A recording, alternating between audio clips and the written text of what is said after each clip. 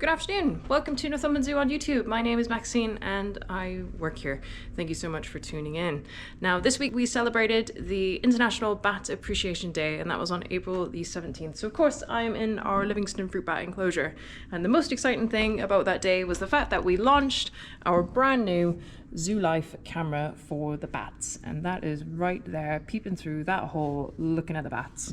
And you can now get access to that on our website and on the Northumberland Zoo app as well. So that means you can watch our bats 24 hours a day. And already, just 24 hours later, we've already had loads of really cool clips being captured by viewers just like you. So definitely tune in for that. Obviously, anything that we can do to raise the profile of these absolutely amazing animals is like top notch. And if you are just joining us today for the first time ever, we are the only UK collection that actually holds the Livingston fruit bats. They are a critically endangered species and there's just only 100 of them in captivity. And we've got 16 now. So jump on the camera, see if you can spot any of our babies. We have had 3 born in the last 5 months. So Hadrian's getting a little bit older. He hangs out in that bottom corner with Seema. And we've got 2 mums, generally kind of one in the middle, one at the front here, who've got younger babies wrapped up in their wings. So see if you can get some little shots of them because they're super cute. Anyways, these bats and the other animals at the zoo eat a lot of food, and we go through almost 200 kilos of veg a week, which is insane. And it takes a lot of money and a lot of upkeep. And last year we started trying to grow a lot of our own stuff on site. So Lucy's joined up with our groundskeeping and gardening team to learn a little bit more about what we've got planned in our polytunnel and in our gardens for this year. Hi guys. Lucy. What's going on? Tell us about the new greenhouse, Jeff. Well, it's an addition from the polytunnel. So we're getting this built. We built it ourselves. So it's just actually to get more stuff going. We packed the polytunnel last year and we're short of space, so we needed a little bit of extra space. So yeah. So we built this, got stuff on the go already, and we're waiting for the agricultural bit to get done, and then a lot of it will go outside and that as well.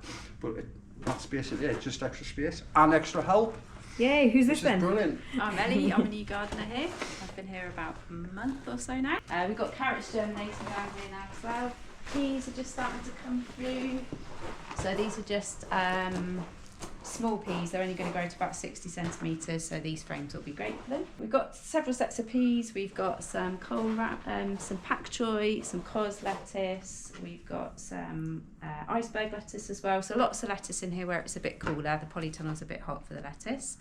And then we're going to start planting the second half with some other things very soon.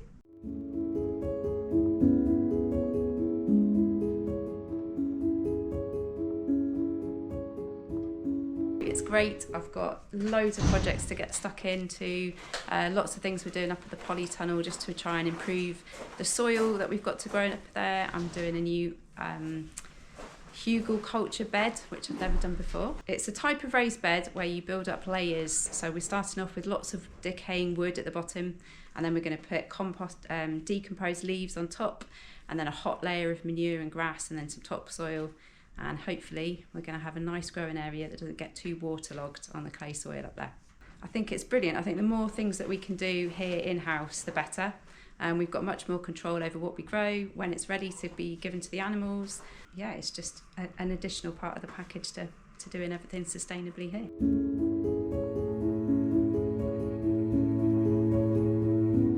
Obviously we're not as busy in what we do, what we do in the summer during the winter.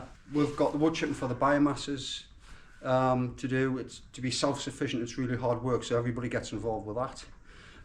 We're joined on with a maintenance crew to help with whatever builds is going on, whatever landscaping that he's doing with the builds in the winter. And then as soon as we get the sniff of spring, it's full on with the veg growing, the park, and everything that comes with it, really. What's your favourite part of the job, Jeff?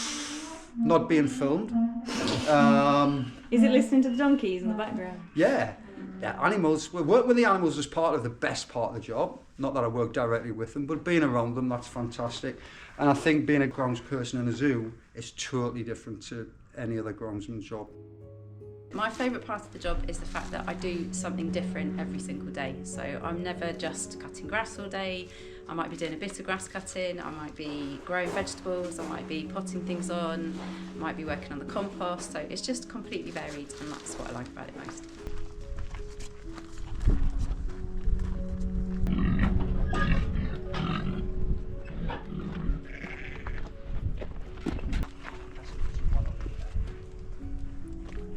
Well, in this bed we've got lots of green manure. So we've got spinach through the middle, we've got phacelia, which is a flower, up this side, and these are things that are just trying to improve the quality of the soil before we plant the tomatoes in later on in the year.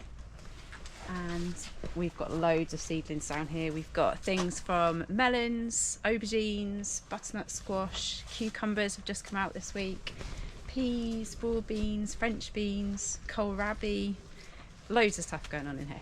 We've got some herbs as well, basil and summer savoury. Those are tomatoes.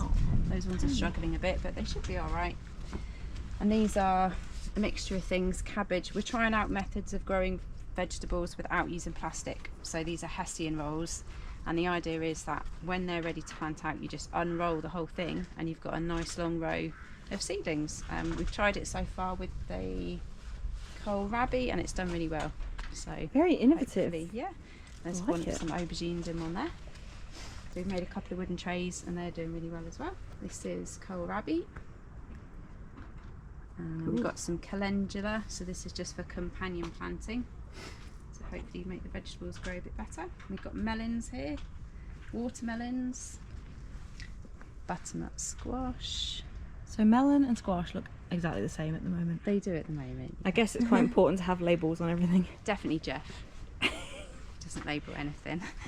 What does she mean by that, Jeff? I'm totally lost. So this is all the green manure, that's spinach in the middle. So when that's a little bit bigger, we'll cut it, leave it on the surface of the soil just as a mulch and to provide nutrients for the soil and to help the tomatoes grow better when they go in. See the tiny carrot seedlings just coming through? And that's spinach at the back. Continuing with recycling absolutely everything. These are biodegradable. They're used in the restaurant, so I decided rather than them, they get recycled anyway, but I could make use of them and we could make use of them. So we started growing some peas in here. The peas are going to go outside.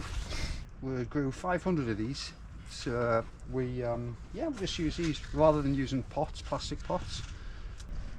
Maybe if you come back in a couple of months and everything's in the ground and the whole place is like the botanic gardens.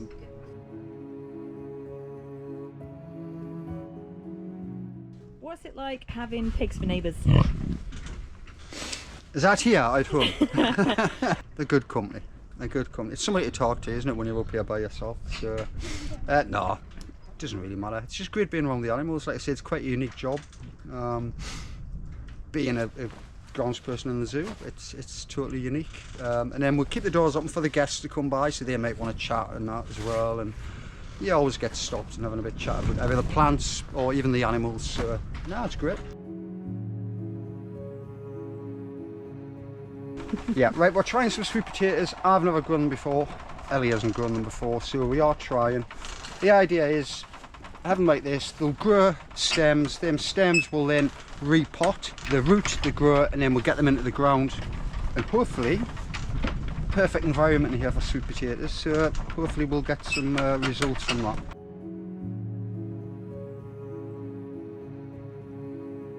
This is our compost area. There's a lot of animal manure in there. So a couple of weeks ago I pulled the whole lot out, turned it all over to get some air into it, put it all back in with a few extra bits of hay and straw and grass and things like that, and hopefully we'll be able to use it in a couple of months.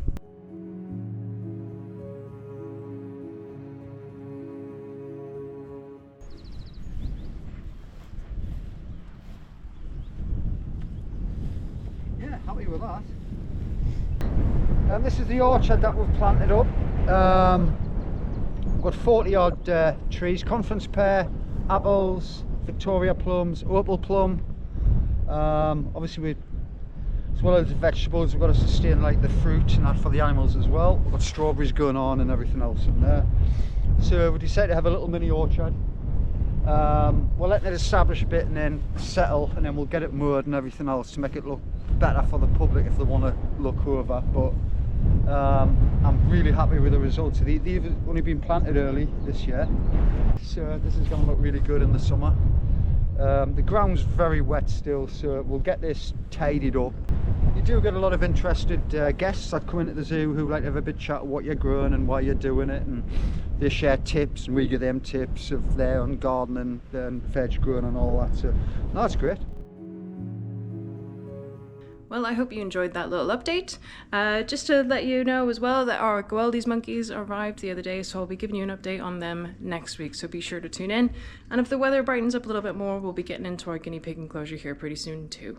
So thank you so much for watching, and if you haven't done already, please do remember to subscribe to the Northumberland Zoo YouTube channel and like this video, and I shall see you next week.